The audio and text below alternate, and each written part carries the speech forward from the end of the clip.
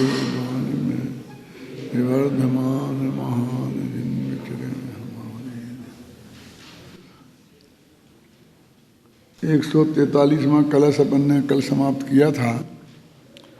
अब उसके बाद आज 206वीं गाथा चलानी है।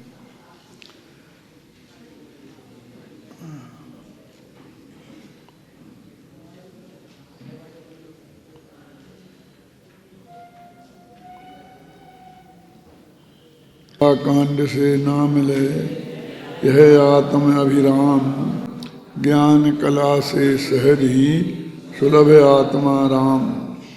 अतः जगत के प्राणियों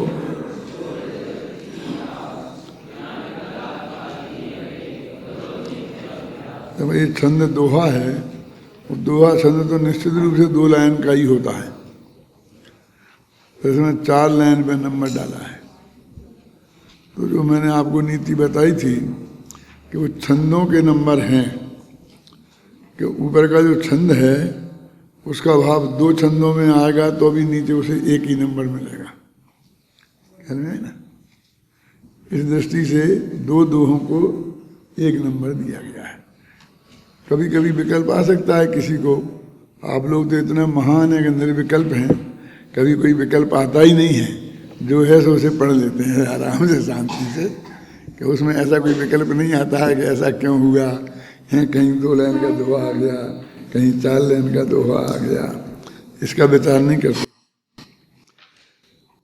इसके सार के लिए मैं पढ़ता हूँ।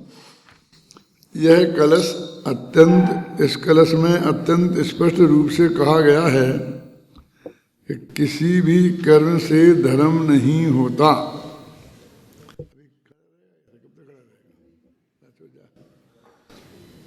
धर्म नहीं होता। कर्म का आशय यहाँ सभी प्रकार के शुभाशुभ भाव और शुभाशुभ भाव या किसी भी प्रकार के धार्मिक क्रियाकांड से आत्मोपलब्धि नहीं हो सकती, ये आशय है। माने कर्म माने शुभाशुभ भाव और तदनुकूल होने वाली देहादिक की क्रिया। तो इन 2 में ये क्रिया तो बिल्कुल परद्रव्य की क्रिया है, इससे तो धर्म और अधर्म का दूर का भी संबंध नहीं है। इस क्रिया के कारण न पुण्य बंध होता है, न पाप बंध होता है, न संसार होता है, न मोक्ष होता है। लेकिन जो शुभाशुभ भाव हैं वो आत्मा की पर्याय है, इसलिए उनसे पुण्य पाप का बंध होता है। क्योंकि क्रियाकांड तो जड़ की परिणति है और शुभाशुभ भाव आत्मा के विकारी परिणाम होने से बंध के कारण है। जड़ की परिणति है तो वो बंध के कारण भी नहीं है, मोक्ष के कारण भी नहीं है, पुण्य पाप के कोई संबंध नहीं है। देखो, जो बंध का कारण हो वह धर्म कैसे हो सकता है और उससे आत्मोपलब्धि भी कैसे हो सकती है।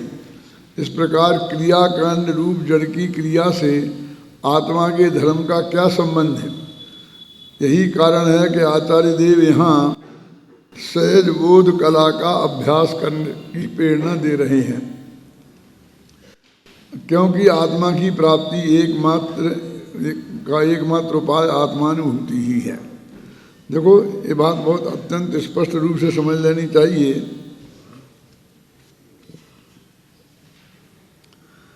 कि जो शरीर की क्रिया है, जो हमने पूजन की तो इस थाली का माल उस थाली में पहुंचाया, नहाया धोया, दुपट्टा पहना और जो जो भी किया, सब लोग 99% लोग, निश्चय की बात करने वाले लोग भी, अपने को निश्चय वाला मानने वाले भी, गुरुदेव के अनुयायी मानने पर भी अधिकांश इस क्रियाकांड में उलझे रहते हैं। वो कोई बड़ी बात नहीं है। ये कल कहा था कि क्रियाकांड को छुड़ाने की बात नहीं है, लेकिन यही वास्तव में धर्म है। यदि उसमें कुछ चूक हो जाए तो ऐसा अपराध बोध होता है उनके अंदर कि जैसे भी बहुत अपने साथ में ही नरक में जाने वाले हैं। और यदि वो उनके हिसाब से सही हो जाए तो वे समझते हैं कि अब तो मोक्ष में कहाँ दूरी है।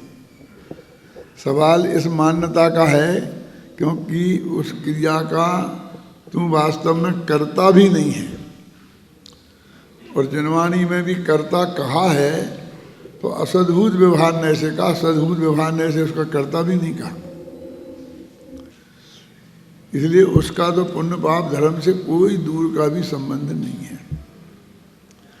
लेकिन जो शुभाशुभ परिणाम है वो आत्मा की परिणति है और उससे पुण्य पाप के बंध का संबंध है। फिर भी जनागम में अशुभ क्रियाओं को छोड़ने का उपदेश बहुत दिया है चरणान योग के ग्रंथों में और जगह भी। क्या? और उसका एक ही कारण आचार्यों ने बताया है कि इनका संबंध शुभाशुभ भावों से निमित्त नैमित्तिक संबंध है, और सिर्फ इस वजह से उनके त्याग की बात कही जाती है। लेकिन जब उनके त्याग की बात कही जाती है अच्छी क्रिया करने की, तो वास्तव में वो अशुभ परिणामों के निषेध की बात है, शुभ परिणाम करने की बात है, क्रिया की बात नहीं है। लेकिन हमारी एक मजबूरी ये है कि हम आपके शुभाशुभ भावों को भी किसी क्रिया के माध्यम से ही जान सकते हैं। ये जो निमित्त नैमित्तिक संबंध है ना शुभाशुभ भावों का और क्रिया का, ये हमारे ज्ञान में इनको जानने का एक निमित्त है, ज्ञापक निमित्त है, कारक नहीं। हम कैसे जाने कि ये आदमी धर्मात्मा है, ये शुभ तो पूजा पाठ करता है, समय पे दान आदि देता है, ये जो अपनी धार्मिक क्रियाएं मानी जाती हैं, उस प्रवृत्ति को देख करके ही हम सब लोग उसके बारे में कहते हैं ना कि धर्मात्मा आदमी है, बराबर नियम से रहने वाला है, तो वो शुभ भाव वाला है, अशुभ भाव उसके जीवन में नहीं है। ये हम उस क्रिया के माध्यम से ही जानते हैं, और किसी को प्रूफ करना है तो प्रमाण भी उस क्रिया का ही देते हैं। तो ये सब ज्ञान की क्रिया हुई ना, जानने के काम का, इससे बंध का कोई संबंध नहीं है। इसलिए पुरुषा सिद्धि उपाय में उसी अमृतचंद आचार्य ने एक लिख दिया कि यद्यपि पर द्रव्य की क्रिया से रंच मात्र भी बंध नहीं होता है, तथापि हिंसायतन निवृत्ति, हिंसा का वो आयतन है, उसकी निवृत्ति के लिए उसके त्याग का उपदेश दिया जाता है। अब त्याग का उपदेश जनवाणी में है, जनवाणी योग भरा पड़ा है उससे। ये मत खाओ, ये खाओ, ये ऐसा कहीं लगा, इसे खाने का भाव मत करो, इसे खाने का भाव करो, ऐसा कहीं लिखा ही नहीं है। और कहीं लिखा भी होगा तो गुरुदेव जैसे महापुरुषों की वाणी में आया होगा तो कहते ऐसा भाव आता ही नहीं है, आ ही नहीं सकता। चौथे गुणस्थान की भूमिका में, पांचवें छठवें सातवें गुणस्थान की भूमिका में ऐसा भाव आ ही नहीं सकता, आता ही नहीं है। इस भाषा में बात आएगी। खेमचंद भाई जब अपने प्रवचन करते थे तो वो ऐसा कहा करते थे कि एक मुनिराज जंगल में बैठे हैं और उनके कमंडलू में पानी है, और कोई जीव वहाँ प्यास से मर रहा है और वो पानी मांग रहा है, और मुनिराज करुणा से विगलित हैं, अंदर बहुत करुणा दया उस पर आ रही है, तो वे उसे पानी पिलाएंगे कि नहीं, ये प्रश्न है। जनागम के अनुसार उन्हें पानी पिलाना चाहिए कि नहीं पिलाना चाहिए। तो जगत को देखता है कैसी बात करते हैं, वो प्यासों मर रहा है, जान चली जाएगी, और तुम्हारे पास पानी है और तुम उन्हें दे दोगे तो उसकी जान बच सकती है, और तुम इसमें भी ऐसा प्रश्न पूछते हो कि पिलाना चाहिए कि नहीं पिलाना चाहिए। अब कोई क्या नहीं पिलाना चाहिए तो उसे महादुष्ट कहा जाएगा। वो कहते हैं कि मुनिराज उसे पानी तो पिलाएंगे ही नहीं। ध्यान से सुनना, पिलाने का तो सवाल ही खड़ा नहीं होता। जिसे आप महाअसंभव बात मान रहे हैं, वो तो कहते बहुत ही नेचुरल है, बोले पिलाएंगे ही नहीं। अब दूसरा प्रश्न है, वो जरा और इससे ज़्यादा खतरनाक है कि वे नहीं पिलाएंगे तो क्यों नहीं पिलाएंगे?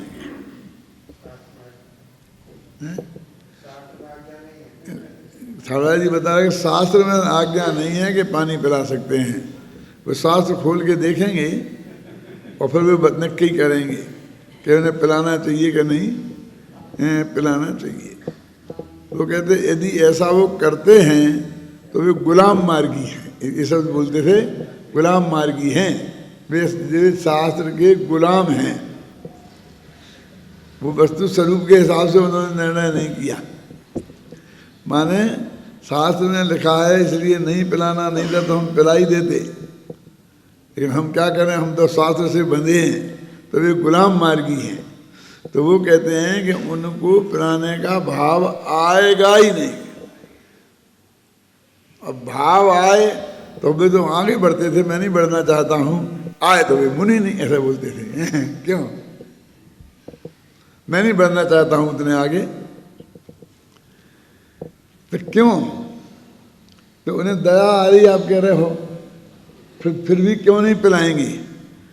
तो वो कहते हैं कि सामने वाला जीव दुखी है और मर रहा है, तो ये उनकी श्रद्धा में इतना मजबूती से जमा है कि ये दुखी पानी की कमी से है ही नहीं, और पानी पीने से सुखी होगा ही नहीं, और ये पानी की कमी से कभी मरेगा ही नहीं, और पानी पे मिल जाने से बचेगा ही नहीं। ये उनका पक्की श्रद्धा है।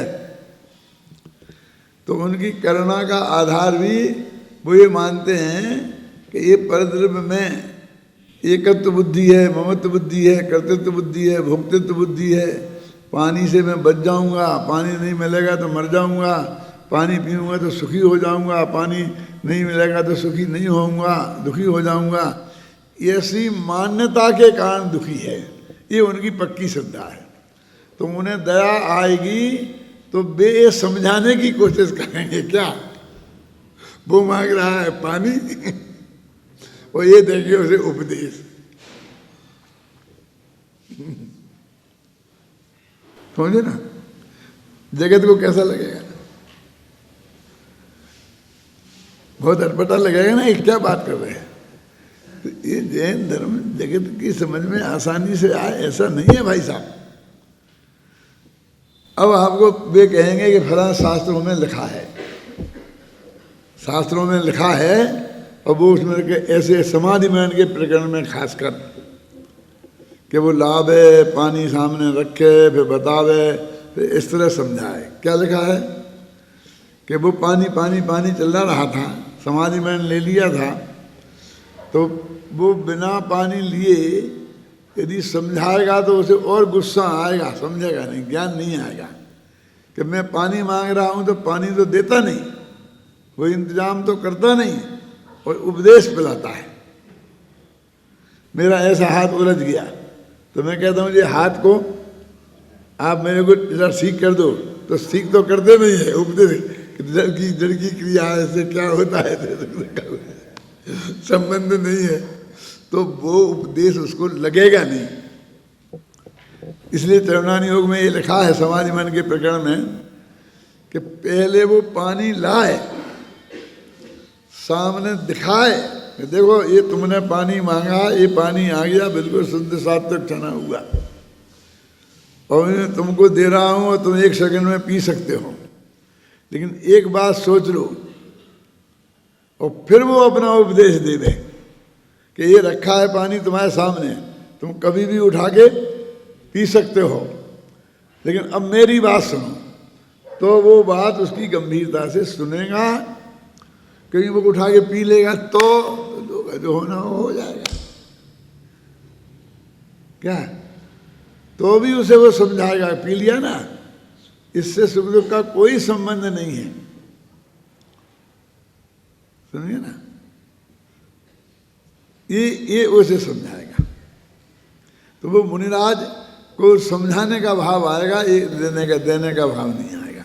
फिर दूसरी बात ये है कि पिछली कमंडल का पानी तो दे ही नहीं सकते, क्योंकि वो कमंडल का पानी तो शौच के लिए है, लेटरिन बाथरूम का पानी है वो, और उस कमंडल में है जो कभी मंजता नहीं है, वो लकड़ी का है।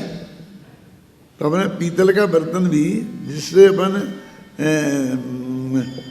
मलमूत्र की सफाई करने का काम लें, तो उस बर्तन से अपन पानी पी सकते हैं।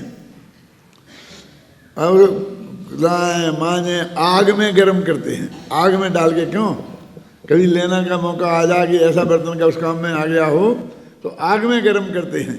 तो वो तो आग में गर्म हो ही नहीं सकता, जल जाएगा कमंडल। क्यों?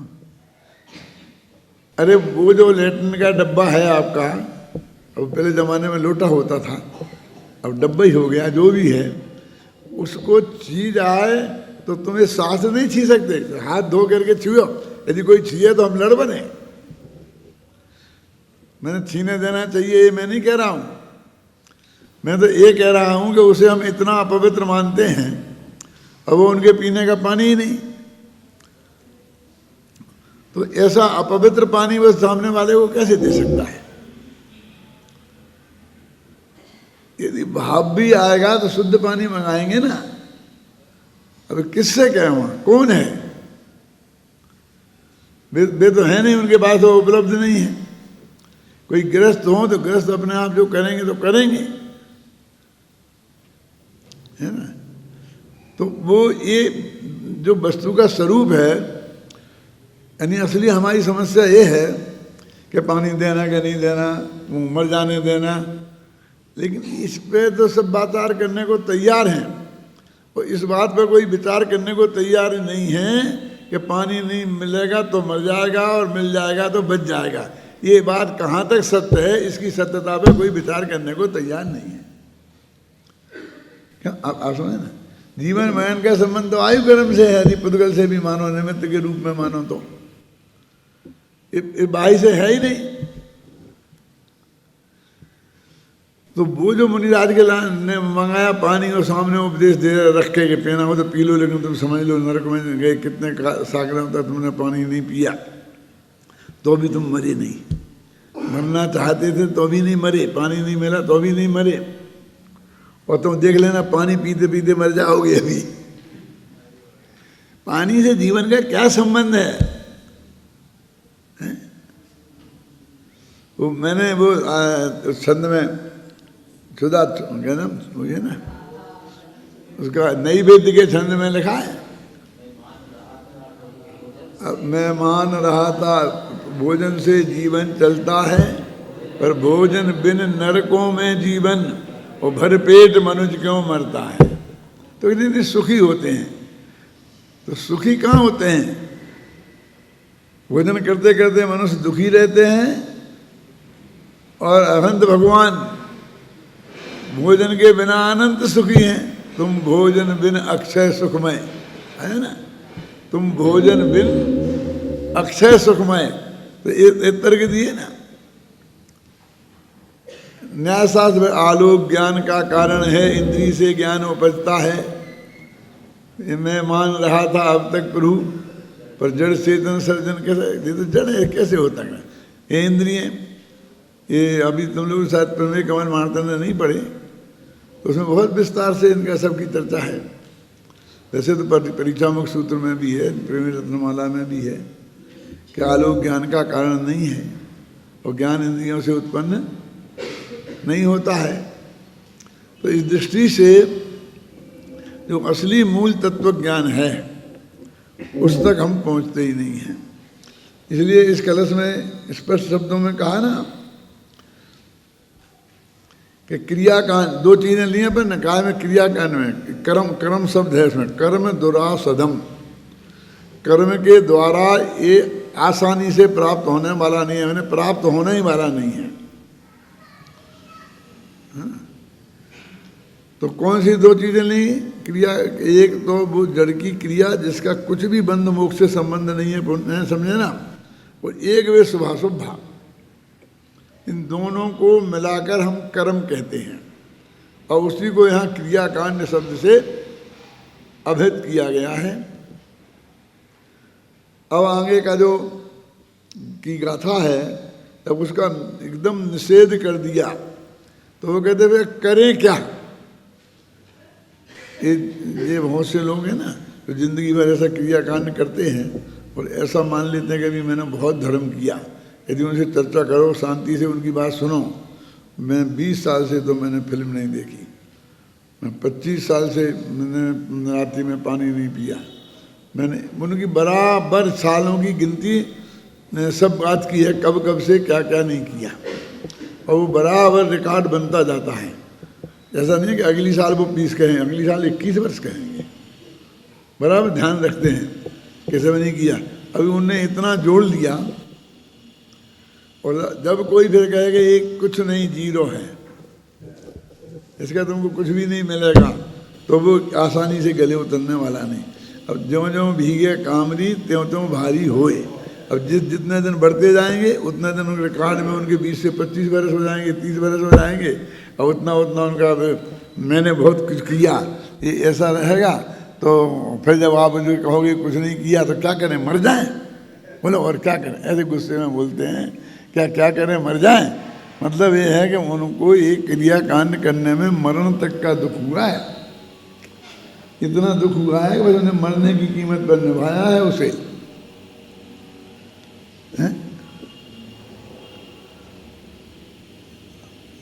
मरने की कीमत तक निभाया है।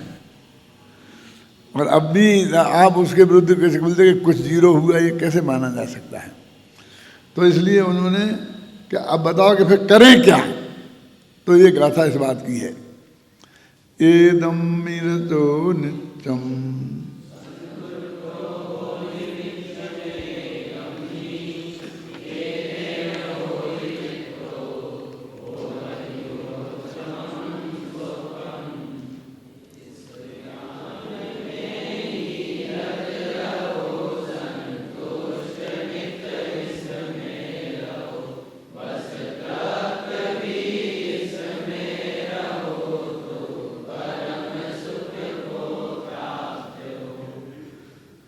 कितनी मार्मिक गाथा है। इसकी उत्थान का कितनी सी लिखी, किंचे।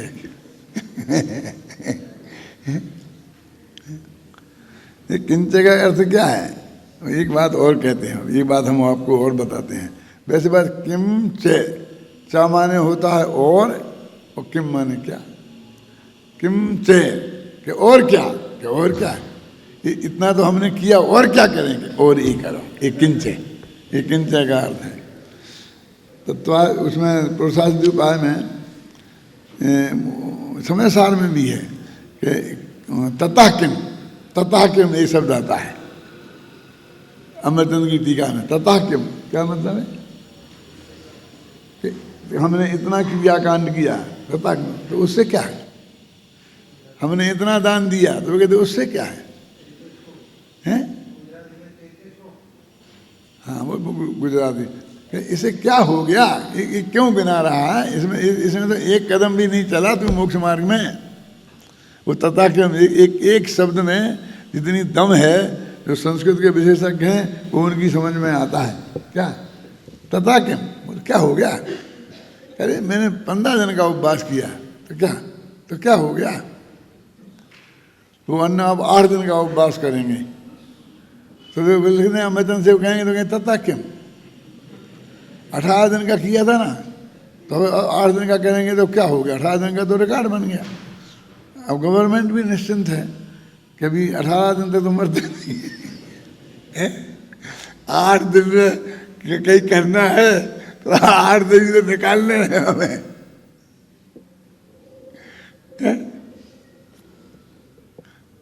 तथा क्यों बढ़िया करें ना बढ़िया। लेकिन मैं एक बात बताता हूँ, बहुत अच्छा उदाहरण है, शास्त्र का है कि एक साधु था, अजैन साधु, तो बिल्कुल गुफा में रहता था और वो 1 बरस तक बाहर ही नहीं निकलता, कभी निकलता ही नहीं था बाहर, अंदर ही गुफा में रहता था। अब भोजन की जो भी व्यवस्था होती होगी, जो भी होता होगा, कहते वो गुफा के अंदर से बाहर नहीं निकलता था। और एक दिन निकलता था तो उस दिन वहाँ उस एरिया में बहुत बड़ा मेला लगता था। और जब वो आता था 10 मिनट देते तो सब जय के नारे लगाते थे, वो ये होता था, ये होता था, ऐसा होता था, बहुत ज़्यादा ये होता था। वो कहते निराहार रहता था। अब कैसे रहता था निराहार का, क्या होता था, वो मैं ज़्यादा डिटेल में नहीं जाना चाहता हूँ। और बस वो एक दिन निकलता था और बजा करके, तो एक दफ़े किसी वैज्ञानिक, समझ लो किसी तार्किक विद्वान ने इसे कहा कि ये साहब क्या खा के जीते हैं, गुफा में कुछ है ही नहीं, क्या खा के जीते हैं। तो उसने कहा कि मैं बताता हूँ क्या खा के जीते हैं।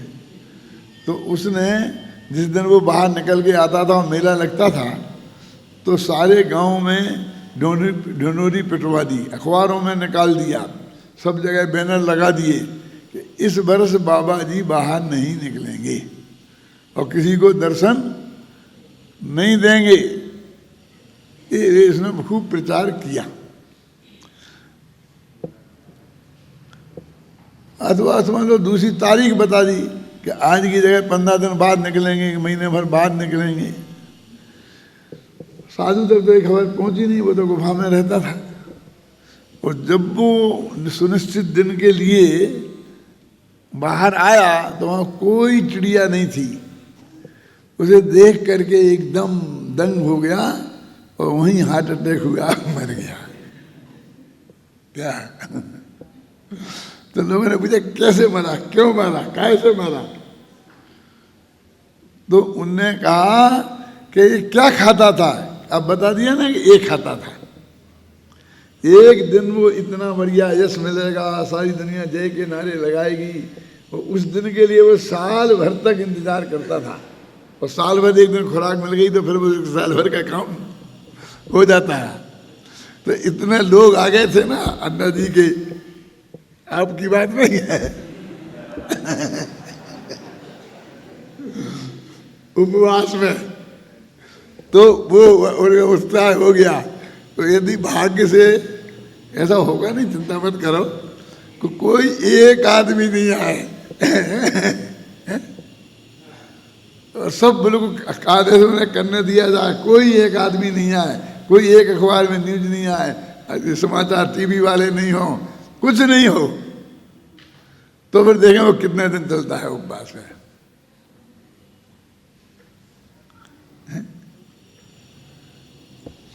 हम गवर्नमेंट को डरा रहे हैं, क्योंकि गवर्नमेंट को बहुत डर है कि अन्ना जी मेरा न मर जाए। इतने लाखों लोग मर रहे तो उन्हें डर नहीं है। अरे वो तो बाद में उपद्रव होगा, डर तो उस उपद्रव का है। जो हमारे वोट कटेंगे डर तो उसका है। क्यों? उनके मरने जीने की किसी को चिंता नहीं है।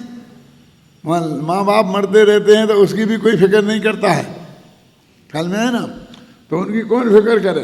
देखो मैं कोई अन्ना जी के पक्ष में नहीं बोल रहा हूँ, मैं तो सिर्फ ये बता रहा हूँ कि चीज क्या है और हम क्या समझते, जगत में क्या चलता है और क्या बात हम करते हैं।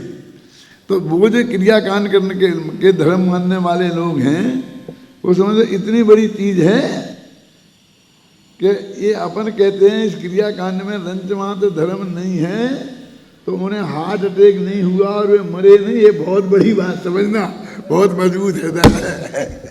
नहीं तो तुमने इतना बड़ा आघात किया है उन पर, है क्या? अब समझ नहीं ना, आप कितनी बड़ी चोट करते हो। यदि कुछ रिएक्शन में वहाँ से गाली गुप्ता मिलते हैं, मारपीट होती है, एक आध डंडा तुम में पड़ जाता है, तो उसके लिए ज़्यादा फिक्र करने बात नहीं है। ये तो बहुत कम हुआ, आप समझे ना, क्योंकि आपने कितनी बड़ी बात कही है। क्या करें बोलो, नहीं कहें, मोक्ष मार्ग लोप हो जाने दें। ये दीपक थोड़ा थोड़ा कहीं कहीं जल रहा है तो उसे बुझ जाने दें। अरे भाई साहब, एक दफे ये ज्योति बुझ गई तो दोबारा कितना ही घी डालना, फिर अंधकार ही रहेगा, जलेगी नहीं। लेकिन थोड़ी भी टिमटिमाती रही तो फिर ये कभी बढ़ सकती है। आप समझ में आया कि नहीं आया? तो ये जो हमारे भगवान गणधर देव ने और तीर्थंकर परमात्मा ने जो ज्योति जलाई थी उसे बुझ जाने देना, सिर्फ इतनी सी बात के लिए कि हमें मार देंगे लोग, हमें विरोधी हो जाएंगे, इतनी छोटी सी बात के लिए बोलो क्या करना भाई? बोलो, जलने देना कि बजा जाने देना? ये खतरा बहुत है। टोडामल जी जैसे कोई हुआ ना, गुरुदेव सिंह लोगों ने वो खतरे को लेकर के ज्योति जला के रखी कि नहीं रखी? तो बोलो इस ज्योति को जला के रखना कि नहीं रखना? ये बात तो जो सत्य है वो तो हमें जगत के सामने रखनी ही पड़ेगी, हम कितनी ही विनम्र भाषा में रखें। हम कोई ऐसा कारण नहीं दें कि जिससे बाह्य कारण में हमारी गलती से कोई धर्म की में नुकसान हो, लेकिन फिर भी इसको बंद नहीं किया जा सकता। और ये मार्गदर्शन पंडित टोडामल जी का है। कहाँ लिखा बोलो रमेश? मोक्षमा प्रकाशक में लिखा है। उन्होंने लिखा है कि ऐसा तुम कहोगे तो लोग लड़ेंगे, तो हम तो नहीं लड़ेंगे कि भाई एक तरफा लड़ेंगे कि लड़ने दो। लेकिन तुम कहना बंद नहीं करेंगे। कितना बढ़िया उदाहरण दिया बोलो छाबड़ा जी कि यदि शराब का निषेध करने से कलाल को बुरा लगे और सदाचार का उपदेश देने से वेश्या को बुरा लगे और वो कहे कि हमारे ग्राहकों को बिगाड़ रहे, शराब की दुकान वाले कहेंगे उपदेश दे के हमारे ग्राहकों को तोड़ रहे, तो क्या करें हम? शराब का और वेश्या सेवन के त्याग का उपदेश भी बंद कर दें? बताओ आप क्या करें? उन्हें लिखा बस हम नहीं लड़ेंगे, वे लड़ेंगे, उन्हें लड़ने दो। कि मारेंगे फिर देंगे, हम नहीं लड़ेंगे, हम नहीं मारेंगे उन्हें बदले में। लेकिन तुम जो अपने ये बात बंद नहीं करोगे, हाँ ये बात बंद नहीं करेंगे, क्योंकि ये बात हमारी नहीं है, ये सर्वज्ञ परमात्मा की बात है और ये जब तक रहेगी हम इसे बंद नहीं कर सकते। महाभाग्य से हमें प्राप्त हो गई है तो हम कुछ न कुछ लोगों को तो दे के जाएंगे ही, और ऐसे लोगों को दे के जाएंगे कि ज्योति जलाते रहें।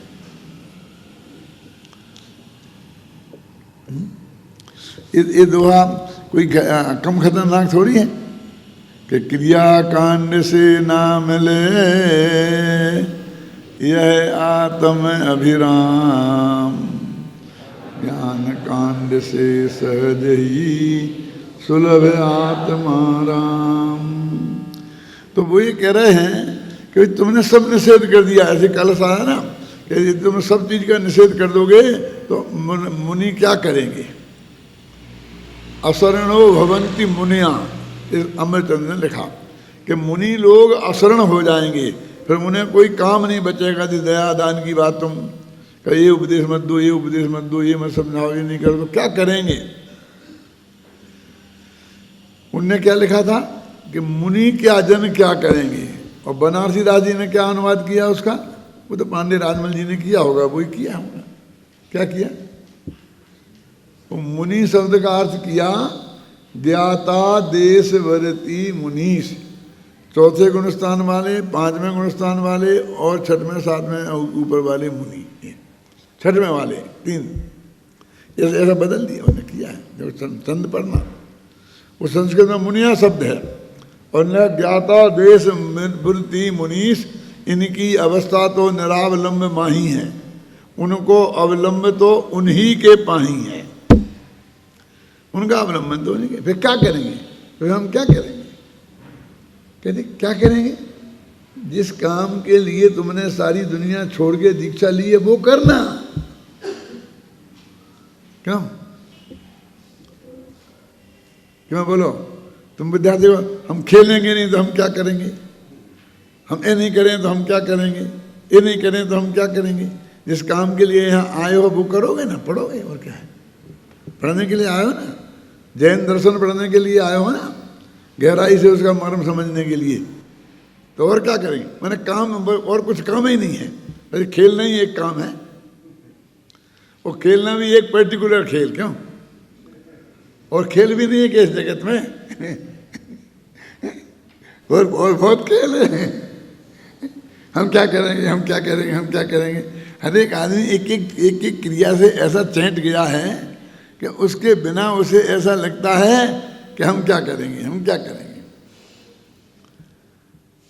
जब अपने सोनगढ़ में गुरुदेव श्री का स्वर्गवास हो गया और स्वर्गवास के बाद में थोड़े मतभेद चले और जयपुर और सोनगढ़ दो ग्रुपों में बटा, तो एक भाई ने हमसे कहा था कि ये जयपुर गुरुदेव श्री की देन है। गुरुदेव ने, बिल्कुल पक्की बात है, गुरुदेव की श्री की प्रेरणा से बना है। मैं कहा ये भी बात पक्की है, तो हम आपको छीन लेंगे और उससे निकाल बाहर करेंगे। ये कहा था तब 30 साल पहले। अभी 30 साल बाद अभी भी कहा था, 2-4 महीने पहले भी लिखित दिया था सबका, हम छीन छान लेंगे, हमें चिट्ठियाँ भी लिखी, सब छीन लेंगे। तो हमने कहा हमें 30 साल पहले जो जवाब दिया था वो आपको है कि छीन लोगे तो फिर क्या करोगे तुम। तो मैंने कहा कि हम सड़क पर बैठ के प्रवचन करेंगे। हमारा मेन काम तो प्रवचन करना है, शास्त्र लिखना है, पढ़ना पढ़ाना है। हमारा कोई काम कोई इस पे कब्जा करना, इस पे ये थोड़ी है क्या। हम सड़क पे बैठ के वो काम करेंगे। छीन लेना, तुम आ जाना, छीन लेना।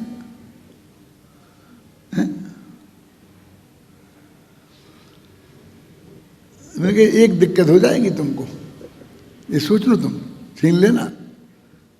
कि क्या है कि फिर लोग, जैसे हम यहाँ बैठे बन गया ना इतना बढ़िया, ऐसे हम वहाँ जहाँ बैठ के प्रवचन करेंगे फिर वहाँ बन जाएगा ये किस महाराज। भाई बैठने की जगह की तो बैठेंगे ना कहीं जगह तो होगी ही ना। हैं, जगह में दरी भी बिछानी पड़ेगी, उसका फर्श भी बनानी पड़ेगा, बरसात आएगी तो दीवाले के छप्पर भी बनाना पड़ेगा। क्यों? आवश्यकता के अनुसार आविष्कार की जननी होती है ना, तो ये सब होगा। अब एक दिक्कत हो जाएगी कि उसका नाम लोग टोडरमल स्मारक भवन नहीं रखेंगे, उसका नाम फिर आध्यात्मिक सतपुरुष कांजी स्वामी भवन नहीं रखेंगे। क्यों? क्योंकि रख लेंगे तो फिर दोबारा छीन लोगे तुम, क्योंकि ये तो उनका है। क्यों? फिर लोग उसका नाम रखेंगे डॉक्टर हुकुमचंद भारल स्मारक भवन। क्या करोगे?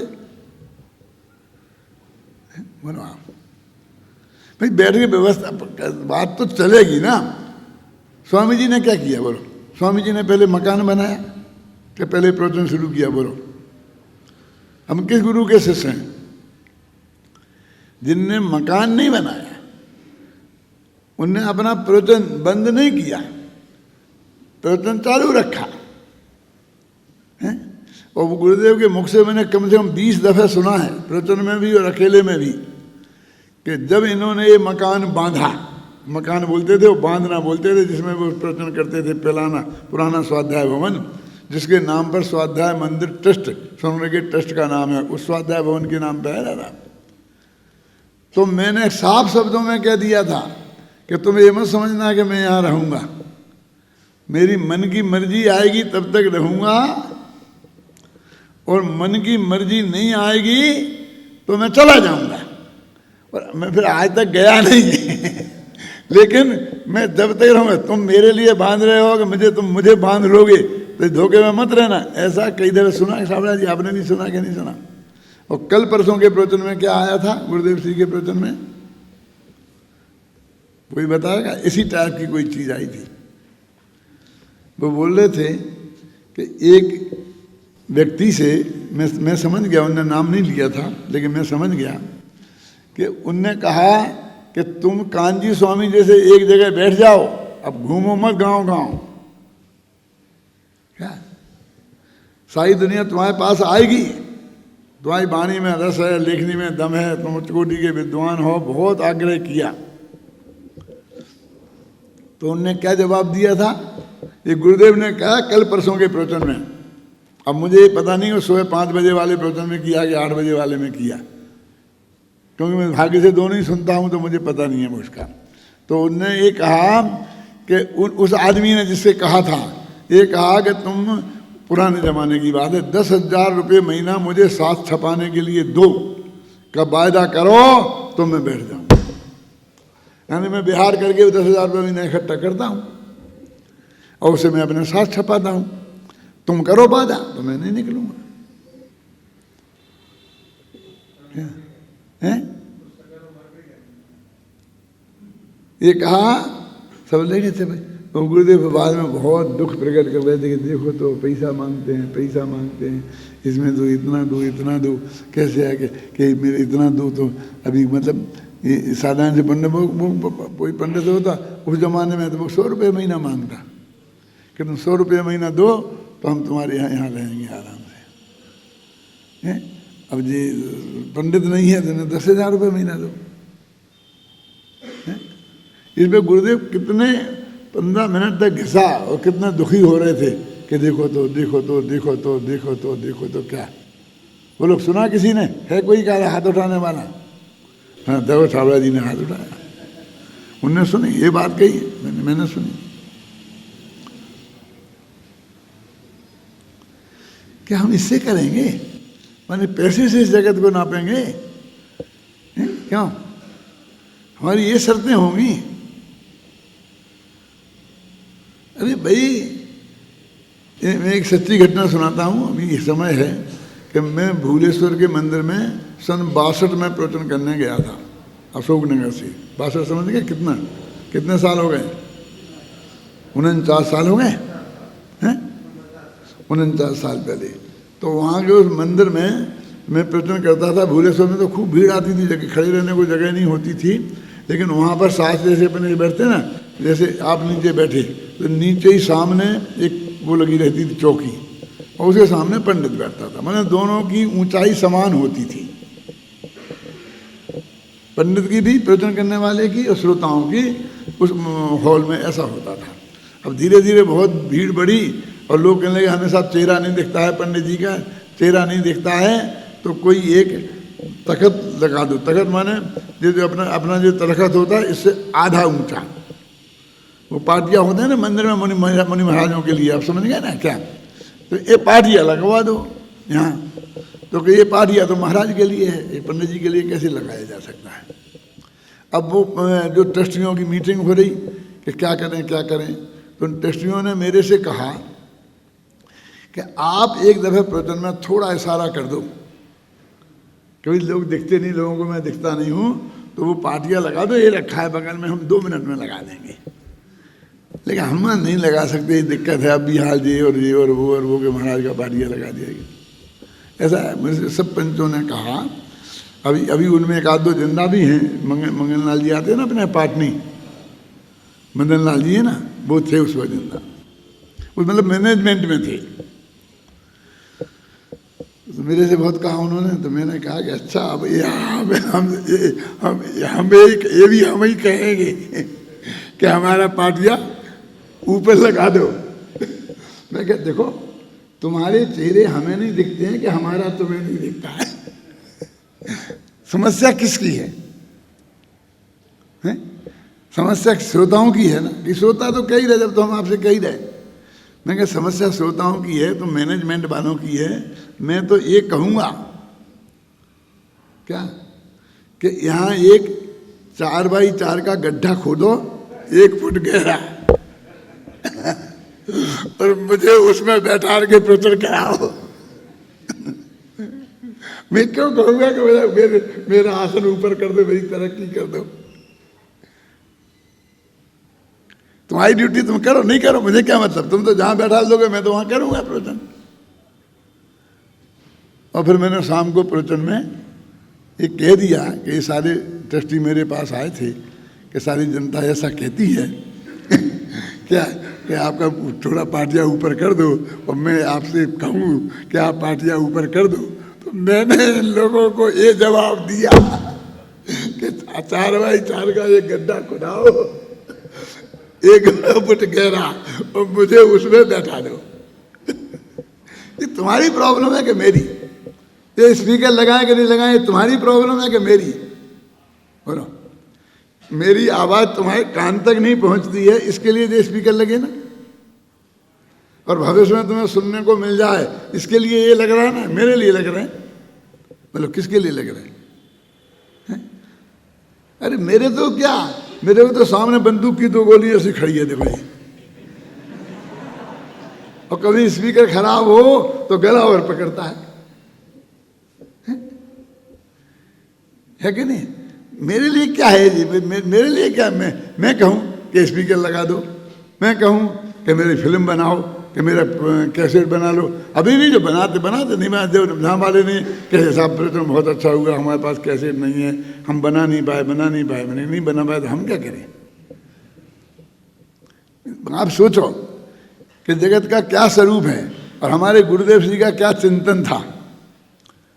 वो चीज़ें हमें मिलती हैं ना कि हम जगत के लिए अरे जगत को ये तत्व ज्ञान जो भगवान महावीर की दिव्य ध्वनि में आया था और गुरुदेव की भाषा में 100 इंद्रों की ऊपर अपन भी रहे होंगे, लेकिन न मालूम कहाँ रहे होंगे। लेकिन बाप दादे तो ऐसी भारत भूमि में रहे होंगे, कितने पुराने, 125 पीढ़ी पुराने।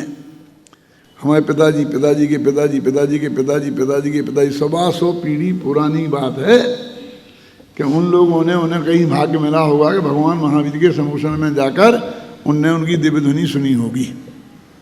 हो सकता ना, माने महावीर के जमाने में वे रहे होंगे और उनने उनकी दिव्य ध्वनि सुनी होगी। इतना बड़ा सौभाग्य जिसको मिलेगा अपने जीवन में, वो छोड़ देगा क्या? सुनी होगी ना।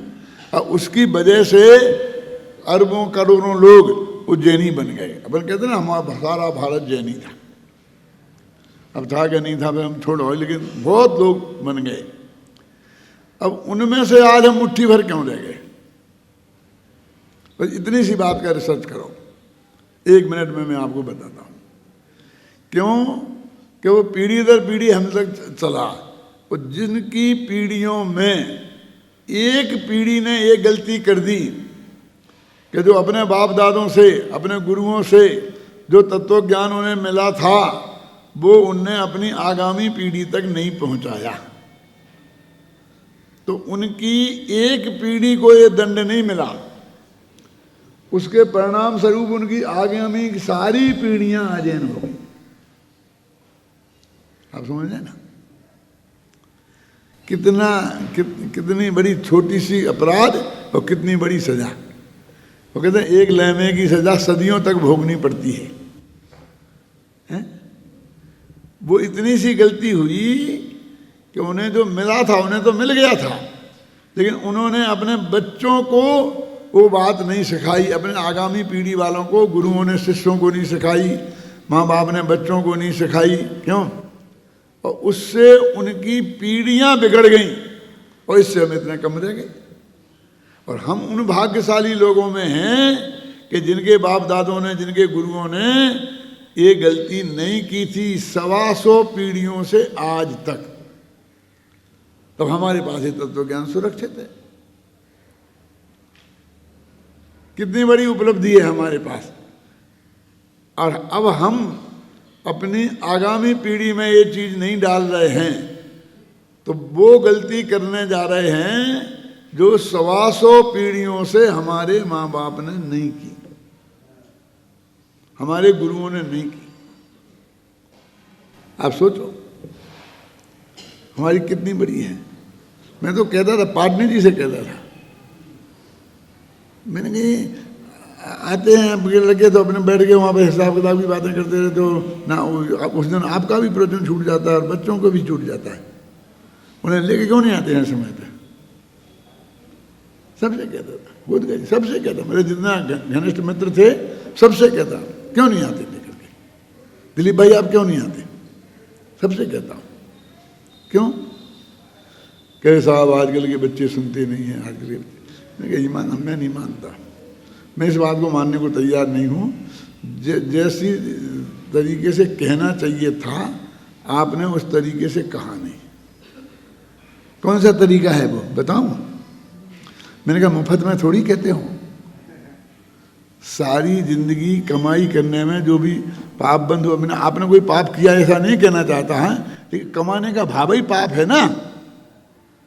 आपने तो न्यायपूर्वक कमाया होगा, मैं कोई इल्जाम नहीं लगाना चाहता किसी पे, लेकिन वो कमाने का भाव स्वयं पाप है ना।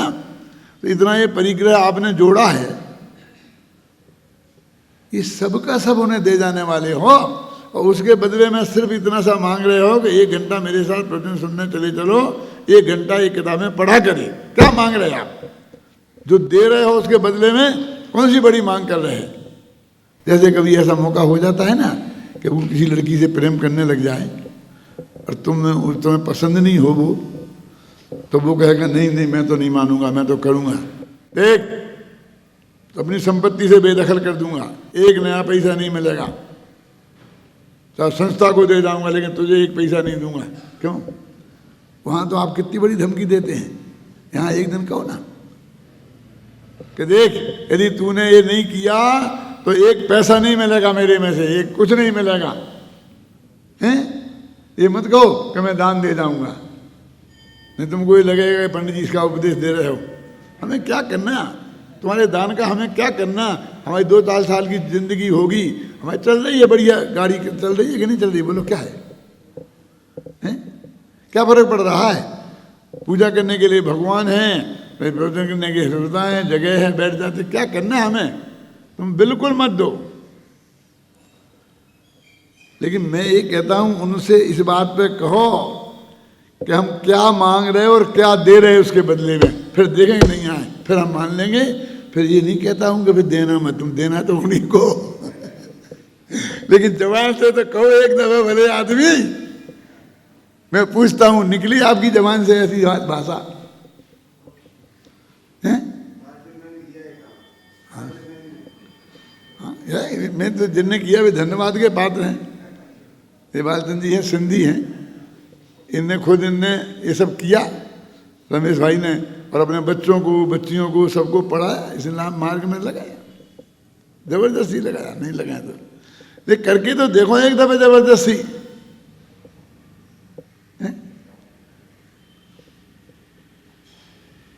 नहीं किया तो इसलिए मत कहो कि हमने बहुत कोशिश करी। बहुत कोशिश का मतलब हमारे सामने हम नहीं मानते हैं।